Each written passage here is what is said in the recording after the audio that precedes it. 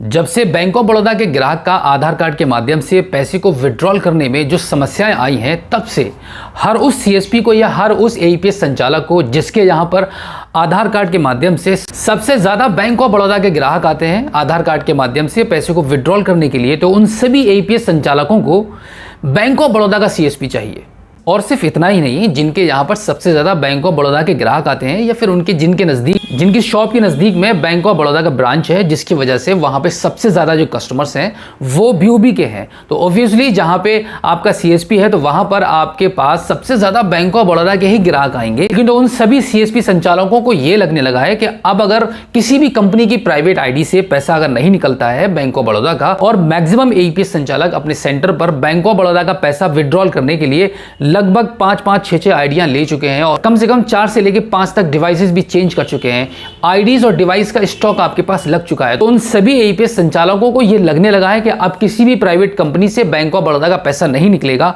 अगर निकल सकता है तो सिर्फ बीओबी के सीएसपी पॉइंट से ही निकल सकता है।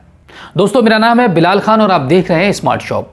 जैसे कि मैंने आपको बताया कि अगर आप एक किसी भी प्राइवेट कंपनी के एईपीएस संचालक हैं और आपके सीएसपी पॉइंट पर या आपके एईपीएस पॉइंट पर सबसे ज़्यादा बैंक ऑफ बड़ौदा के ग्राहक आते हैं और आप परेशान हो चुके हैं आईडियों को चेंज कर करके, डिवाइस को चेंज कर करके, और अभी तक आपको कोई भी परमानेंट सॉल्यूशन नहीं मिला है, तो मैं आपको बता दूं कि इसका अभी तक कोई भी ऐसा परमानेंट सॉल्यूशन बैंक की तरफ से या किसी भी कंपनी की तरफ से अभी तक नहीं मिला है जिससे कि आपको हम ये कह पाएँ कि आप इस तरीके से आप अपने बैंक ऑफ बड़ौदा के ग्राहक के पैसे को विड्रॉल कर सकते हैं आधार कार्ड के माध्यम से। ये कहना काफी मुश्किल है। अब तक हमने अपनी वीडियोस के माध्यम से आपको जितनी भी ट्रिक्स बताई हैं और आपने यूट्यूब पर अब तक जितना भी सर्च करके जितने भी कंटेंट आप अभी तक आपने देखे हैं, जितनी भी वीडियोस आपने देखी हैं, वो सभी के सभी फॉर्मूले, वो सभी की सभी ट्रिक्स इस वक्त बिल्कुल फेल हो चुकी हैं। तो अब आपको यह लगने लगा है कि अगर आप बैंक ऑफ बड़ौदा के सीएसपी बन जाएंगे तो आपका काम होने लगेगा। तो मैं आपको बता दूं कि यह बहुत बड़ी गलतफहमी आप लोगों ने अपने जहन में रखी है। ऐसा बिल्कुल भी नहीं है। हमारे पास डेली कॉल्स आते हैं, ऐसी जानकारियां हमें मिल रही हैं कि काफी सारे ऐसे भी सीएसपी हैं जिनके पास बैंक ऑफ बड़ौदा का बीसी है और वो बैंक ऑफ बड़ौदा के डायरेक्टली बैंक से सीएसपी हैं। उनके यहां पर भी बैंक ऑफ बड़ौदा का आधार कार्ड के माध्यम से पैसा विड्रॉल नहीं हो पा रहा है। मैं आपकी जानकारी के लिए बता दूं कि जो डायरेक्टली बैंक से सीएसपी होते हैं, जैसे कि स्टेट बैंक ऑफ इंडिया हो गया, बैंक ऑफ बड़ौदा हो गया, पंजाब नेशनल बैंक हो गया, सेंट्रल बैंक हो गया, जितनी भी बैंक है जो सीएसपी प्रोवाइड कराते हैं, अगर वो अपने सेंटर पर अगर अपने ग्राहक का अकाउंट को ओपन करते हैं या वो ग्राहक जिसने कहीं पर भी ऑल ओवर इंडिया में कहीं पर भी बैंक ऑफ बड़ौदा के किसी भी सीएसपी पर अपना अकाउंट ओपन करा रखा है, तो वो इंडिया के किसी भी सीएसपी पर जाकर अपने सीआईएफ नंबर के थ्रू, अपनी पासबुक के थ्रू वहां से पैसों को विड्रॉल कर सकता है। तो जितने भी बैंक ऑफ बड़ौदा के सीएसपी हैं जिनके यहां पर आधार कार्ड के माध्यम से अगर ट्रांजैक्शन नहीं हो रहा है तो वो सीआईएफ के थ्रू ट्रांजैक्शन कर रहे हैं। तो अगर कोई ऐसा ग्राहक जिसका अकाउंट डायरेक्ट बैंक से खुलाया है, उसने किसी सीएसपी पॉइंट से नहीं खुलाया है, तो उसका पैसा सीआईएफ से किसी भी छोटे पॉइंट से, यानी कि बैंक ऑफ बड़ौदा के किसी भी सीएसपी से नहीं विड्रॉल होगा। वो उसके पास माध्यम सिर्फ दो हैं। वो एटीएम कार्ड के थ्रू पैसे को विड्रॉल कर सकता है और दूसरा अपने आधार कार्ड के माध्यम से। अब आधार कार्ड से तो पैसा विड्रॉल हो नहीं पा रहा है, तो उस ग्राहक के पास ऑप्शन यह है कि वो बैंक के थ्रू पैसे को विड्रॉल कर ले या फिर अपने एटीएम कार्ड के थ्रू पैसे को निकाल सकता है। तो ओवरऑल मेरा बात करने का जो मतलब है कि अगर आप ये सोच रहे हैं कि आपको बैंक ऑफ बड़ौदा का बीसी चाहिए और आपको मिल जाए, तो मैं आपको बता दूं कि आपको बिल्कुल भी इस चीज में टाइम वेस्ट करने की जरूरत नहीं है। आप इसके बारे में ज्यादा बिल्कुल भी मत सोचिए। अगर आपको आसानी से किसी कंपनी के थ्रू बैंक ऑफ बड़ौदा का बीसी मिल भी जाता है तो ले सकते हैं, कोई इशू नहीं है। बट मैं आपको बता दूं कि ये एक लंबा प्रोसेस होता है, इसमें टाइम बहुत ज्यादा लगता है। आपको 3 महीने से लेकर 1 साल तक का वक्त लग सकता है। आपको बता दूं कि इसमें टाइम कितना लगता है ये डिपेंड करता है कंपनी पर, और जो कंपनी आपका काम करा रही है उस पर डिपेंड करता है, और साथ ही साथ में बैंक पर भी डिपेंड करता है कि बैंक आपको कितनी जल्दी अप्रूव करके दे देता है आपका सीएसपी पॉइंट, उतनी जल्दी आपको मिल जाएगा। लेकिन इसमें टाइम की कोई गारंटी नहीं है कि आपको कब तक मिल जाएगा। फॉर एग्जाम्पल, अभी आपको जरूरत है, अब आज आपकी शॉप से कस्टमर वापस लौट रहे हैं पिछले 2-3 महीने से और अभी तक आपका कोई समाधान नहीं हो पाया है, और आज आप बैंक ऑफ बड़ौदा के सीएसपी के लिए अप्लाई करते हैं, तो हो सकता है कि आपको 6 महीने के बाद आपको मिलता है। तो आप उसका क्या करेंगे फिर? क्योंकि 6 महीने के अंदर तो कोई ना कोई इसका अल्टीमेट या कोई ना कोई सॉल्यूशन तो डेफिनेटली निकलना ही निकलना है।